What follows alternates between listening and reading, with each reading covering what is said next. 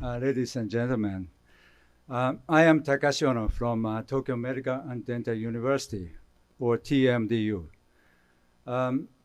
As Mark mentioned, I'm professor and chairing Department of Orthodontic Science there. First of all, I would like to express my sincere appreciation to Mark for the fraternal invitation to this milestone symposium. Last time I met him was in Vancouver in the AAMS Symposium several years ago. At that time, right after the presentation, I rushed to the airport to catch an airplane to Beijing for the next lecture there. But this time, no airplane is waiting for me to China.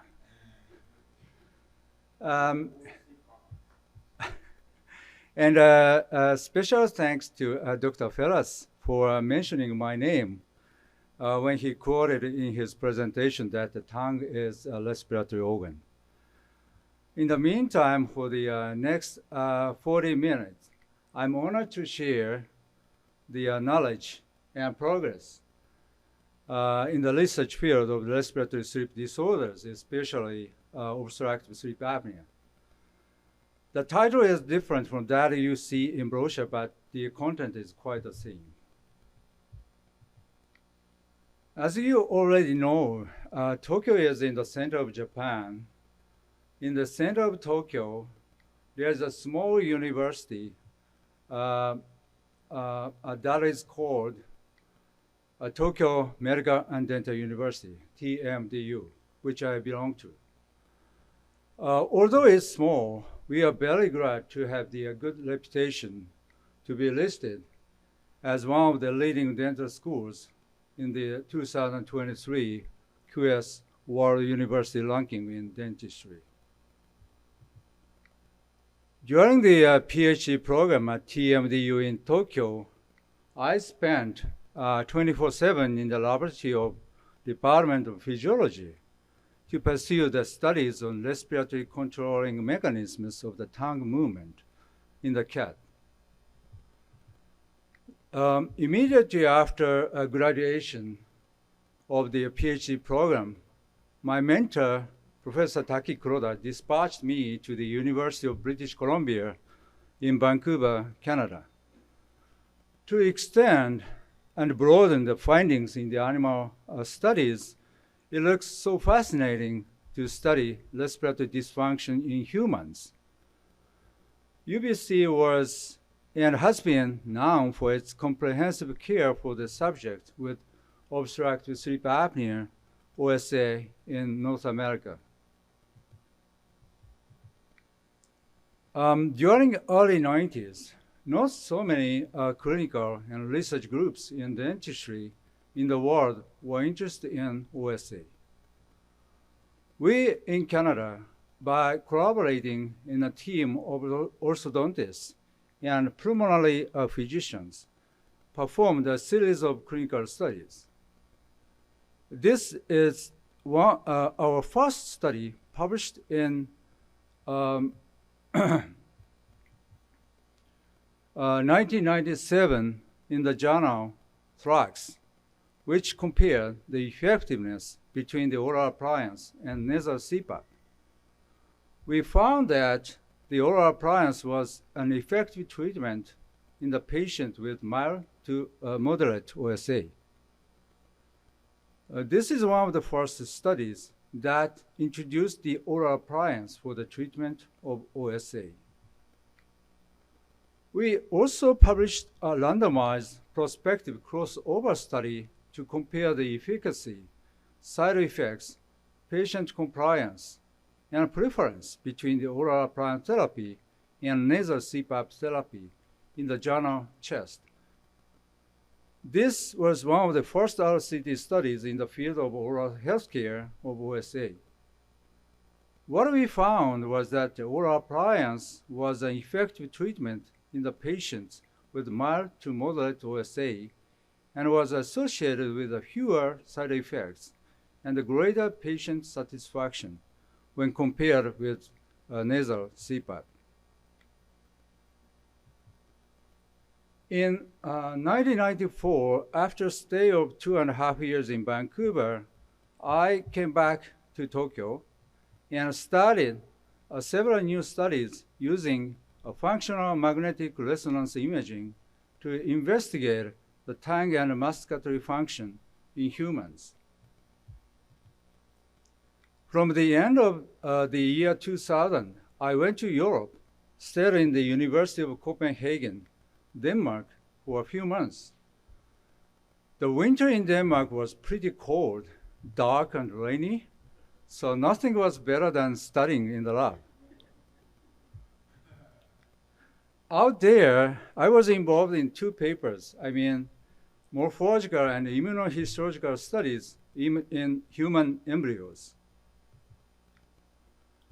Now in Tokyo, as an orthodontist, I'm treating orthodontic patients as well as supervising basic and clinical studies, including respiratory dysfunction, such as nasal obstruction and intermittent hypoxia in the Department of Orthodontic Science at TMDU. Let me introduce the two brand new studies, both published in scientific reports this month. In this study, we found that nasal obstruction during growth affected the contractile properties and histological characteristics of the genioglossus, a tongue protruding muscle, by increasing its force, the diameter, and area of its muscle fibers. Therefore, these changes in the genioglossus muscle may affect the normal growth, development, and function of the craniofacial complex. In other words, early intervention for normal breathing may be important.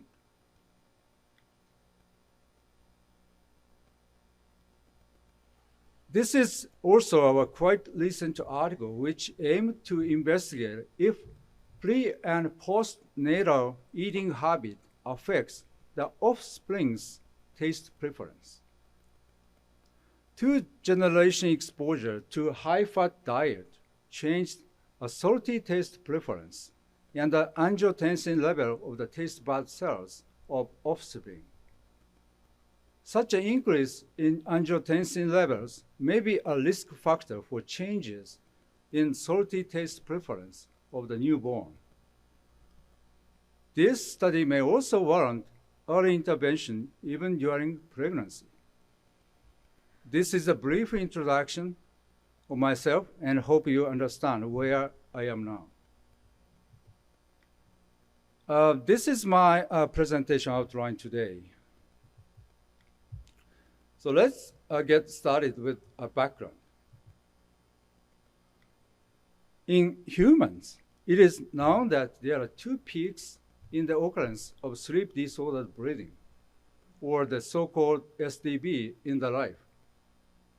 In other words, there are two major collapsible chances of the upper airway in our life. The second peak comes steadily after being the middle age, mainly due to obesity. Even without obesity, the previous studies reported that aging is a risk factor for SDB. The first one comes during childhood in association with the hypertrophy of the adenoids and tonsils. How do we manage the hypertrophied adenoids and tonsils? In the meantime, when we compare the OSA symptoms between children and adults, what kind of difference do we know? As a matter of fact, there's a difference in arousals as well as obesity. In addition, there's a difference in sleeping position and breathing mode during daytime. Moreover, as I mentioned earlier, the major cause of pediatric OSA is adenotonsillar hypertrophy, but not in adults. Growth retardation is found in children with OSA, and adenotonsillectomy is curative for those patients. So there are many differences between pediatric and adult OSA. Now let me go a bit farther into pediatric obstructive sleep apnea, or POSA.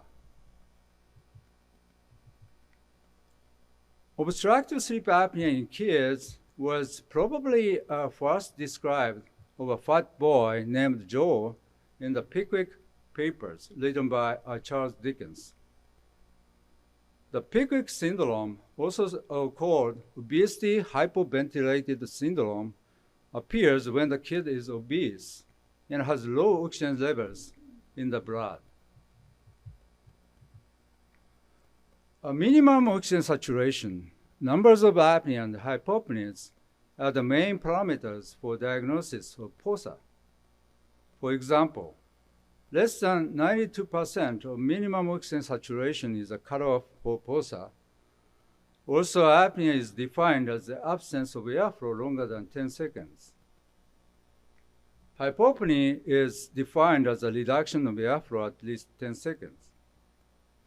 Apnea and Hypopnea Index, or AHI, is also used for the classification of severity of OSA in children, as is also used for adults, but with different cutoff lines. Normal should have AHI smaller than 1, mild should be between 1 and 5, moderate between 5 and 10, and severe over 10.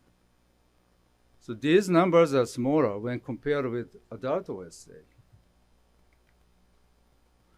As I mentioned, when we think about the criteria for diagnosing POSA, we should refer to AHI.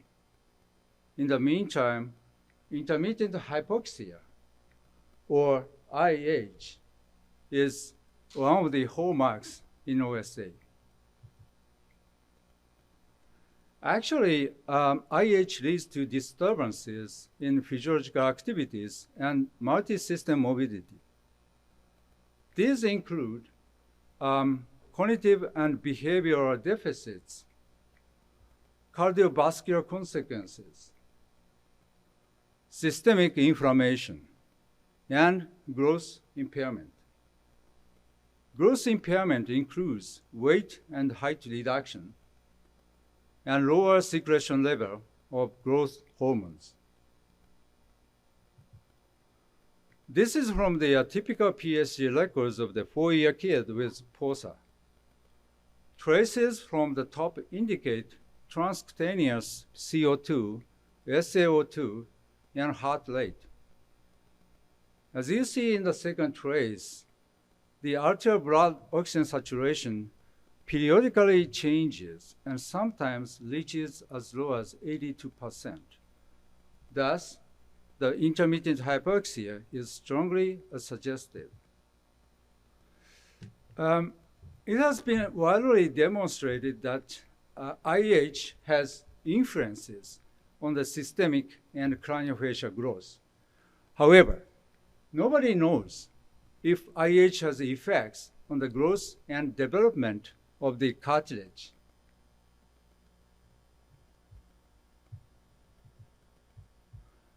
Speaking of the cartilage, it is well known that there are two types. One is fibrocartilage, and the other is hyaline cartilage. The former includes the mandibular condyle, and the latter does the limb. These two are deeply involved in the determination of the growth direction and an increase in the bone length via endochondral ossification. On the other hand, their chondrocytes have different origins and gene expressions. This is the lat mandibular condyle. You can see several layers from outside, starting with the fibrous layer, proliferative cell layer, maturative cell layer, and hypertrophic cell layer. The mandibular condyle is rich in type 1 collagen, type 2 collagen, and proteoglycans. Then a question arises, does IH affect mandibular growth? If so, how? To study the effect of IH on craniofacial function, we established the experimental animal model to simulate human IH environment. The schematic illustration on your left is the experimental setup of our system, consisting of an air compressor, oxygen and nitrogen generators, gas blender, and a timer. On your right, you can see the changes in oxygen saturation in a chamber between 4 and 21% with a cycle of 90 seconds. The table in the bottom shows the changes in the arterial blood gas concentrations in the animal. By using the experimental setup, we performed the study. 1-week-old male rats were used, and IH exposure was performed 1 week.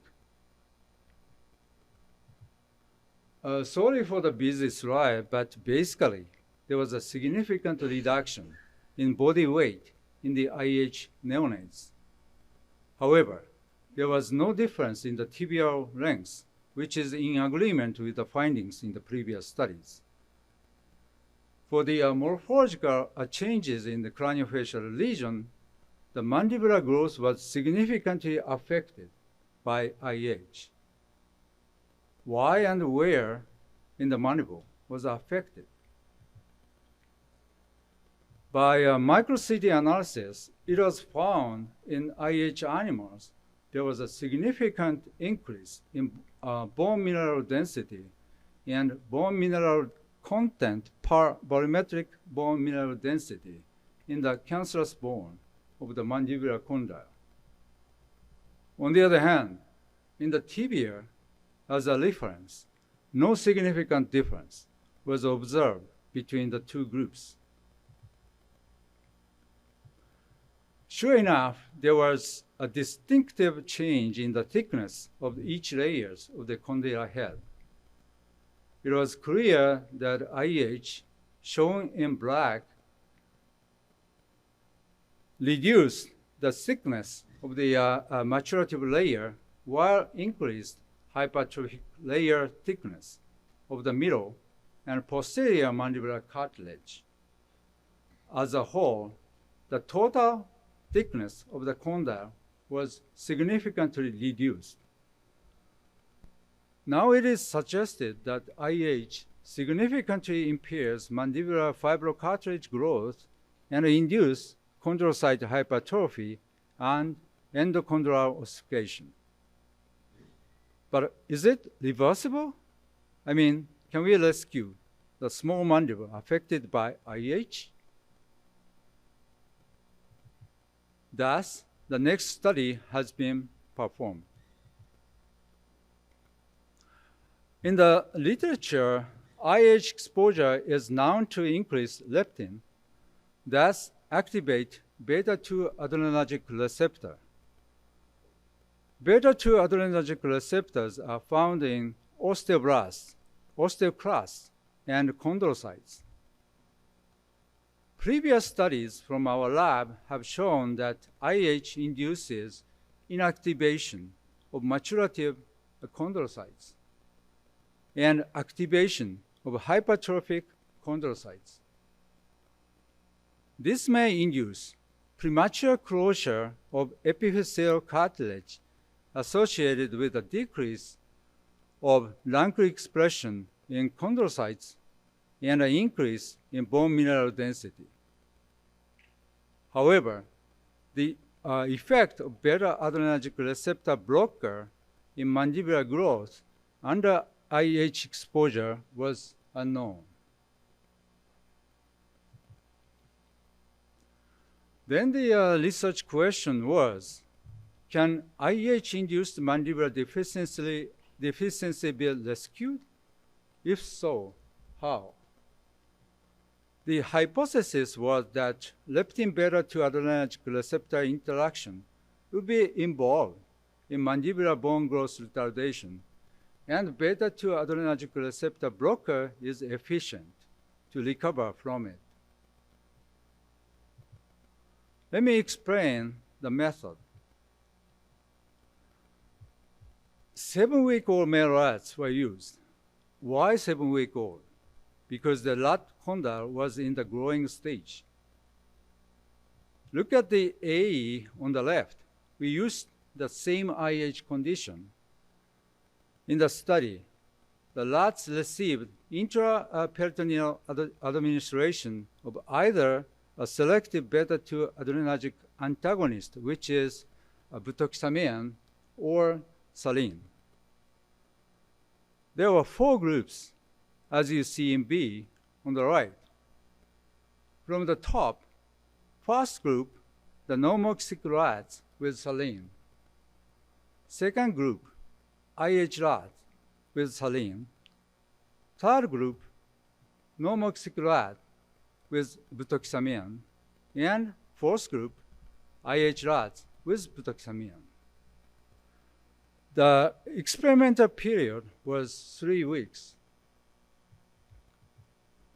For analysis, we used soft X-rays and micro-CT to evaluate macro and microstructures of the craniofacial region. Heart rate and blood pressure were measured before the experiment and once a week during the experiment. Plasma samples were collected when the animals were sacrificed in the morning. ELISA-linked immunosorbent assay were used for a quantitative evaluation of plasma levels of serotonin, leptin, and growth hormone. And histochemical analysis was also performed. So what did we find? Trigen blue staining was performed. So you can see in the upper left panel, mandibular cartilage in the normoxic animal was shown. So this is a control, while a thinner cartilage was stained in the mandibular condyle of the IH group in the upper right panel. It seems that cartilage thickness recovered in the bottom right panel, which is IH plus beta-2 adrenergic receptor blocker administration group. LANCU and osteoprotein OPG positive cells in the growing mandibular condyle were detected using immunohistochemistry. So this was to investigate whether the effects of IH and beta-2 adrenergic receptor signaling on both bone growth were mediated via changes in LANCU-OPG interaction. Immunohistochemical staining revealed that the number of LANCU-positive cells in the condylar head was significantly decreased in the IH group, whereas recovery was observed in the IH with butoxamine group. In contrast, there was no significant differences in the number of OPG positive cells among the 4 groups. In the left graph, you can see the plasma leptin level was significantly increased following IH exposure, and it recovered after butoxamine administration. So look at the graph on your right. IH decreased mandibular growth, which is a significant change. However, butoxamine rescued it with the alteration in bone mineral density in the condylar head of the mandible. So these changes reveal that the activation of beta-2 adrenergic receptors through leptin signaling during growth may be involved in IH-induced skeletal growth impairment of the mandible. But it is rescued by selective blockage of beta-2 adrenergic receptors. It is also noted that application of selective beta-2 blocker did not show any adverse effect on the mandibular growth. discussion. This study showed novel evidence of IH-induced growth retardation of the mandibular bone via activation of beta-2 adrenergic receptors, which was rescued by beta-2 adrenergic receptor antagonist. Our findings indicate that impairments in interaction between leptin and beta-2 adrenergic receptor underlies growth retardation of the mandibular bone in the rats exposed to IH.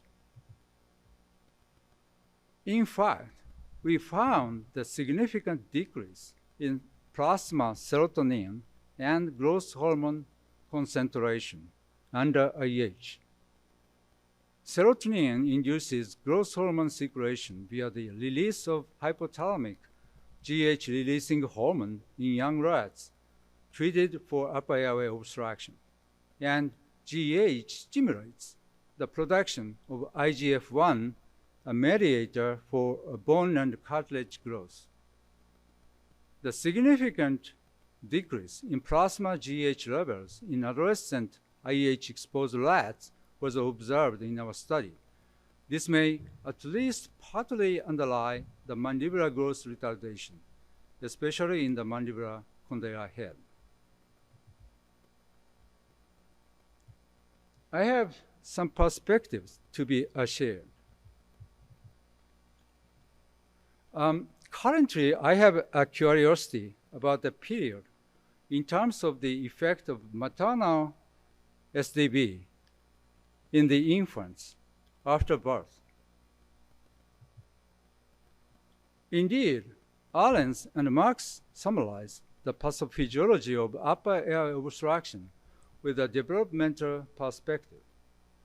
They suggested that upper airway neuromotor tone and reflexes during sleep are increased in normal infants and children compared to adults, perhaps as a compensatory response for their relatively narrow airway. They also stated that a compensatory response appeared to be blunted in children with POSA. Australian researchers have studied the childhood health and educational outcomes that are related with maternal sleep apnea. In this longitudinal study, they found that maternal apnea significantly increased hospitalization of the infants in the first year of life and between the first and sixth birthdays. They concluded that the maternal sleep apnea during pregnancy is associated with poorer childhood health, and its impact on developmental and cognitive outcomes warrants further investigation. As such, the effect of maternal OSA on fetal growth is less clear. Kiron and co-workers aimed to investigate the effect of maternal OSA on placental growth and function because the placenta is a critical organ for fetal growth and development. From the findings, they inferred that maternal OSA is associated with increased placental weight that correlated with OSA severity and neonatal adiposity independently of maternal BMI. It is well known that snarling is commonly found in pregnancy, especially during the third trimester, and the principal causes of snarling is OSA. On the other hand, in medicine, a special attention has been paid to the concept of developmental origins of health and disease known as DOHAD. DOHAD is defined as a disease susceptibility in adolescent and adult life depends on intrauterine environmental stress, stress before birth. Indeed, impairment in learning ability, cardiac function, and insulin resistance have been already reported in connection with the unfavorable prenatal conditions. Thus, we speculated the possibility of the postnatal effects of respiratory sleep disorder of the mother. In a brand new line of studies, the pregnant rats were exposed to IH in the same manner as I described earlier. The other pregnant rats were exposed to the room air. The offspring of the two groups was raised in the room air until 5 weeks of age. At 5 weeks after birth, male neonates were examined to clarify the prenatal effect of IH exposure. Interestingly, IH during pregnancy induced a significantly smaller mandible in the newborn. You can confirm the decrease in the total mandibular length indicated by COME and in the anterior corpus length indicated by MNME. Moreover, by a micro-CT analysis, as you see in the left, if you measure the thickness of the cortical bone down below the mandibular first molar, the cortical bone was significantly thinner in the IH offspring than the control. On the other hand, there was no significant difference in the body weight. This suggests that the difference in the cortical bone thickness was not due to the difference in the body-wide growth, rather due to the prenatal IH exposure.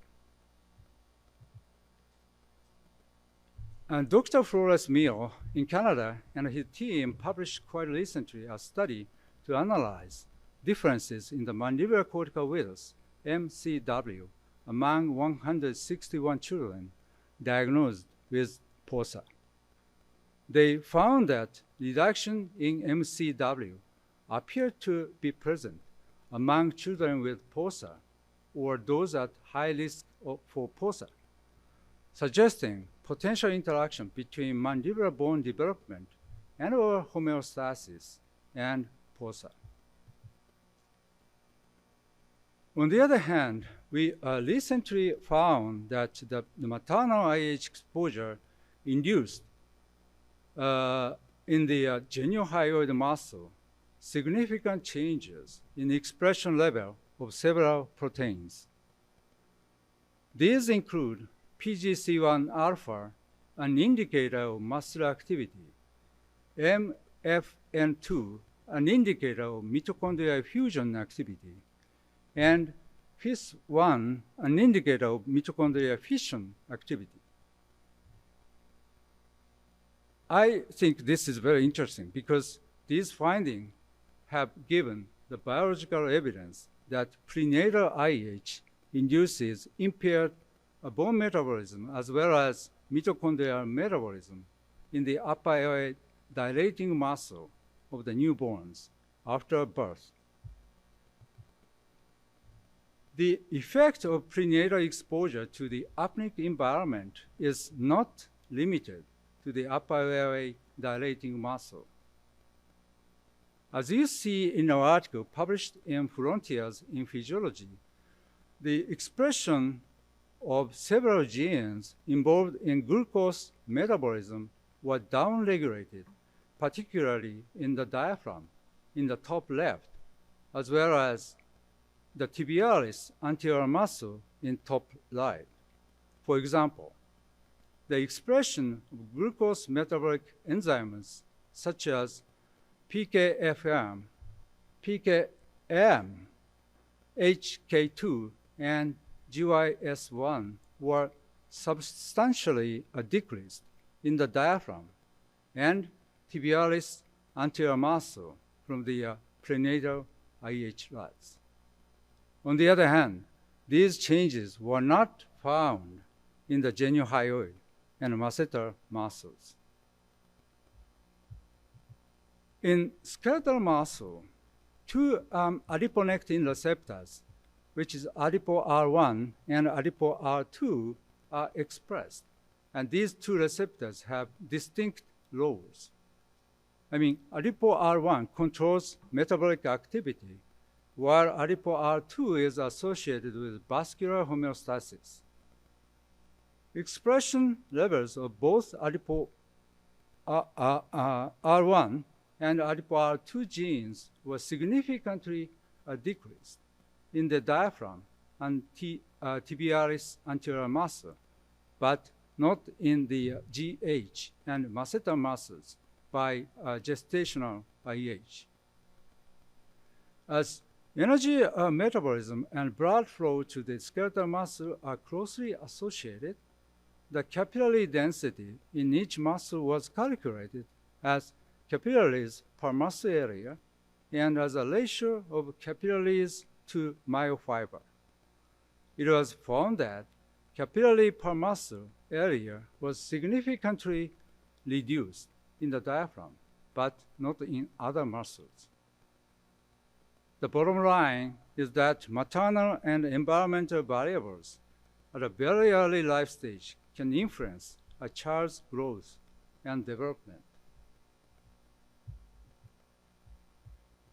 Conclusions with a few take-home messages. In the Insider magazine, there was an article that pointed out we have overlooked POSA. It is, of course, a serious disorder that sets off chain reaction of several adverse effects in kids. If you overlook POSA, the kid may suffer from risk of hypertension in adolescence, the psychiatry advisor says. So POSA could be a lifelong threatening disorder for the abandoned kids.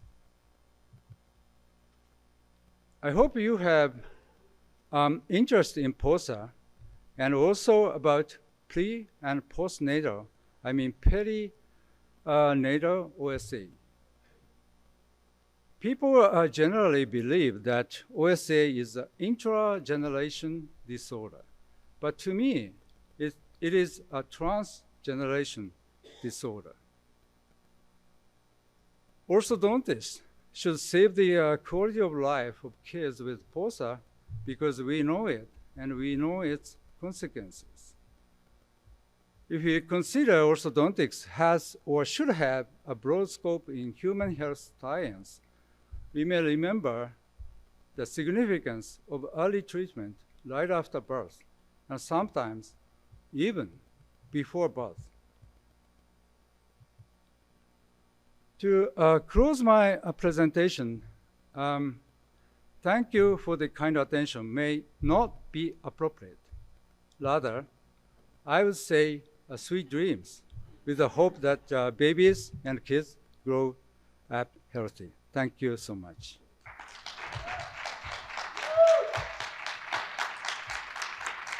And please come to Rio de Janeiro in 2025 for the IOC. Excited. Thank you.